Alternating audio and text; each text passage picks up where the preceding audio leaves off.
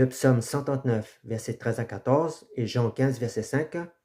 Ces versets nous enseignent que nous ne sommes pas des vases issus du fruit du hasard, mais issus de l'œuvre d'un potier créateur et divin, attentif, qui nous connaît dans nos moindres recoins.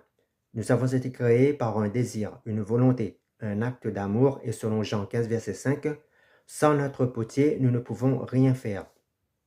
Quand le vase humain se croit plus grand que le potier, il tombe dans le piège de la suffisance et de la rébellion, oubliant que toute vie, toute forme, toute sagesse vient du potier par Jésus-Christ. Ne prétendons pas surpasser notre Créateur, mais approchons-nous de Dieu par Jésus-Christ dans l'humilité et l'acceptation par la foi, que sa parole est la vérité. Jésus-Christ est le potier et nous sommes l'argile, selon Ésaïe 64, verset 8. Il est écrit, pourtant, ô Éternel, tu es notre Père, nous sommes l'argile et tu es notre potier. Nous sommes tous l'œuvre de tes mains. Cette image nous révèle une vérité essentielle. C'est Jésus, le Christ, le potier divin, qui façonne nos vies et nous sommes que l'argile, le vase entre ses mains. Que cela signifie-t-il pour nous aujourd'hui dans notre vie quotidienne? Premièrement, nous devons reconnaître que Jésus est le potier souverain. Premièrement, cette image nous rappelle que Jésus est celui qui crée et modèle. Il est le maître avec une œuvre précise en tête. Comme le potier qui prend l'argile brute entre ses mains, Dieu nous prend tels que nous sommes, avec nos défauts, nos faiblesses, nos erreurs, nos échecs. Mais il ne nous laisse pas tels quels. Dieu nous façonne, travaille en nous pour faire de nous une œuvre parfaite à ses yeux.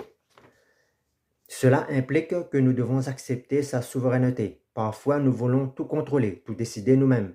Mais la main du potier est plus sage que la nôtre. Confessons donc sans hésiter que Jésus est notre potier véritable et que nous sommes l'argile entre ses mains. Deuxièmement, nous devons accepter le travail difficile du potier. Le potier ne façonne pas le vase instantanément et sans effort. Il y a des moments où l'argile est remuée, pressée, étirée. Il peut y avoir des périodes d'épreuves, d'échecs ou de doutes dans notre vie. Pourtant, ces moments difficiles ne sont pas là pour nous briser, mais plutôt pour nous transformer. Comme l'argile malléable, nous sommes appelés à demeurer disponibles et ouverts à l'œuvre de Dieu. Le potier a un plan, un but pour notre vie. Il cherche à faire de nous un vase utile, beau en harmonie avec son dessein. Troisièmement, nous devons nous laisser transformer avec foi et humilité. Être un vase, c'est aussi garder l'humilité.